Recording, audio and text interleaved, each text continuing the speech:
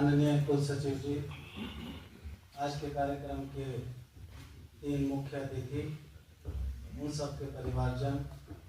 साथियों, विश्वविद्यालय के जितने अध्यक्ष और आप सब मित्रों, मैं यह मेरा दुखद संयोग कहूँगा कि आने के बाद लगभग 10 कर्मचारी, मुझे 4 महीने भी अभी हुए हैं, 10 कर्मचारियों को मुझे यहाँ से सेवानिवृत्ति देनी पड़ी। और वो चूँकि नियम होता है इसलिए सेवानिवृत्ति करनी पड़ती है, लेकिन जब स्थान रिक्त होता है तो दूसरी भरपाई तो हो ही नहीं पाती है। लेकिन उन जैसा आदमी, क्योंकि जिस भी आदमी के संपर्क में मैं संस्थान में आया हूँ, अगर उसकी यात्रा का वर्णन 2 शब्दों में करूँ तो मुझे 2 ही शब्द समझ में आते हैं, और उन्हीं 2 शब्दों को मैं हर जगह कहता हूँ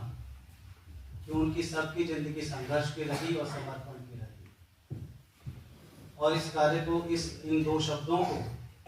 मैंने जो बड़े बड़े कार्यक्रम यहाँ आने के बाद हम लोगों ने संपादित किए, उनमें मैंने महसूस किया।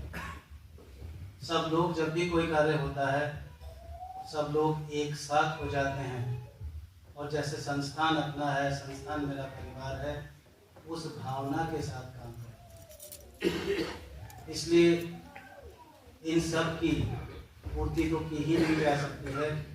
किंतु आगे भी सिलेक्शंस नहीं होते हैं तो उसका प्रभाव संस्थान पर पड़ता है। बाकी दोस्त से तो मेरा इतना परिचय नहीं हुआ, भाटी जी से और सेन जी से, पर मुझे जैन साहब की कभी करतल ध्वनि तो कभी मधुर ध्वनि और कभी कर्कश ध्वनि, तीनों को ही कहना चाहूँगा, सुनने को मिलती थी। और वो कर्कशता और कर्तल ध्वनि इतनी स्पष्टता के साथ होती थी कि आप मुझे स्पष्ट करते हैं या मैं आपको स्पष्ट करता हूँ। और जब कर्मचारी इस भावना को लेकर के काम करता है मित्रों, तो फिर किसी तरह के संशय की आशंका नहीं रह जाती। मैं कृतज्ञ हूँ जैन साहब का कि जब मैंने उनको कई ऐसे इश्यूज थे जहाँ पर मुझे दिक्कत होती थी, तो उनसे बुला करके नेहा मैडम के माध्यम से जब उनसे पूछता था तो एक क्लियर कट ओपिनियन जो मिलती थी, उसके प्रति मुझे दिल में उनके प्रति बड़ा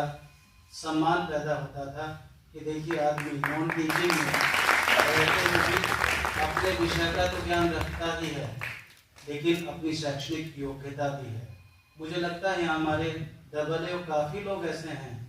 जिनके पास डॉक्टरेट की डिग्री है। ये भी साथ साथ शैक्षणिक उत्तमता और अपने काम की उत्तमता को बनाए रखना मित्रों बहुत डिफिकल्ट